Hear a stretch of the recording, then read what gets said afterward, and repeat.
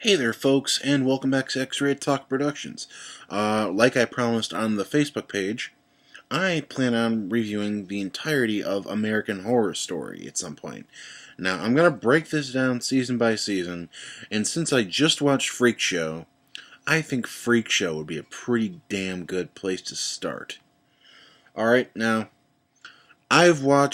so far, I've seen every season with the exception of Hotel, which I'm going to wait until it comes out on DVD to check that out in its entirety, so it's a little bit easier to process.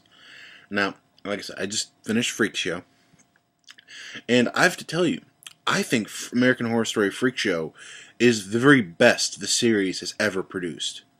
I think that it has the best written characters, it's interesting, it's spooky, and it's very strange, as American Horror Story tends to be. The standout character here probably would be, for me, Kathy Bates. Now, she came in last season with Coven, and I liked her there. But I really didn't feel for her that much in Coven. You know, she was kind of played for laughs more than anything. But in this season, she's very sad, you know, and it's strange to sit there and say, you know, this bearded woman, I want to cry my eyes out about her story, you know. Yeah. Now let's talk about the basics of this kind of a series. This wasn't the scariest American Horror Story season we've ever had. It started out, there were moments of real fear, especially with Twisty the Clown, which we kind of lost pretty early on in the show, if you ask me. You know, we lost him. I think he was the Halloween episode this year with that Edwin Mandrake, the Wes Bentley guy with the two heads, or with the two faces. Sorry. Now, he was pretty scary. Every time he was on screen, he was really good. But you know, other than Dandy being a bit of a just psychopath, he wasn't that scary. You know, this wasn't a scary... It's almost weird to say, but this wasn't a scary season. It was a weird season with lots and lots of, like, sadness in it. You know, this has probably been the saddest season American Horror Story has ever produced. You know, like I said, I don't know about Hotel or whatever.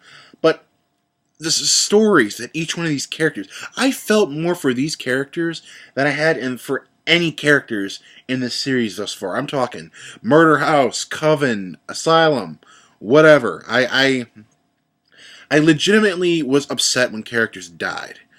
You know, and I gotta give it to them. Using differently abled actors for the characters in Alice's Cabinet of Curiosities was a very good idea. And it was not played for laughs like it could have been.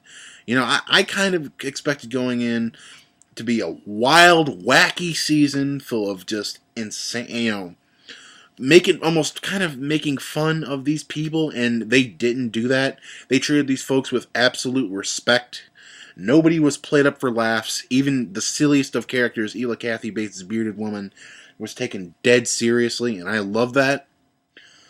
Like I said, Kathy Bates' character was just so sad.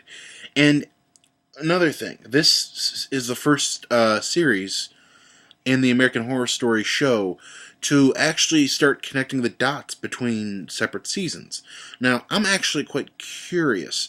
I've heard there may be some more connecty pieces in Hotel, but this one connected heavily with Asylum, which up until I saw this season was my favorite season of American Horror Story. And I'm going to get into that for a completely different reason.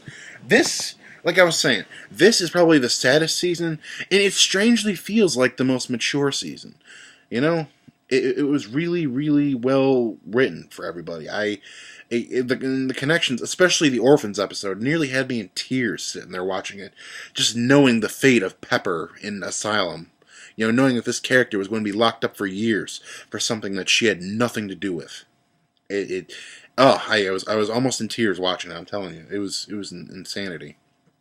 Now, the weakest point of the season probably for me may have been the Halloween episode, Perhaps, I mean, Wes Bentley's character, like himself, was all right, but I didn't like the green smoke or fog or whatever you want to call it. Whenever he appeared, it kind of came off as a little cheesy. And I believe this is our third Grim Reaper character in the series. Not counting, counting the Angel of Death in Asylum and the, I'm gonna call him, I don't know what his name, I'm gonna have to rewatch it, but the Shadow type guy in Coven. The voodoo guy with the cocaine and all. Yeah, him. And he's probably the weakest so far of the three Grim Reaper type of characters that we've had. I'm saying he has a good presence about him, but the theatricality around him I didn't like that much. You know, uh, let's see other weak points. Perhaps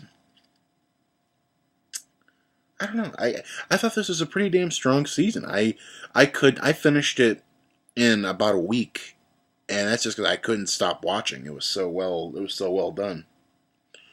Well, yeah, I would give this season an A plus. A 5 out of 5, whatever you want to call it. I thought this was fantastic, and it's the reason I want to review this entire series. Thank you so much for watching. Bye.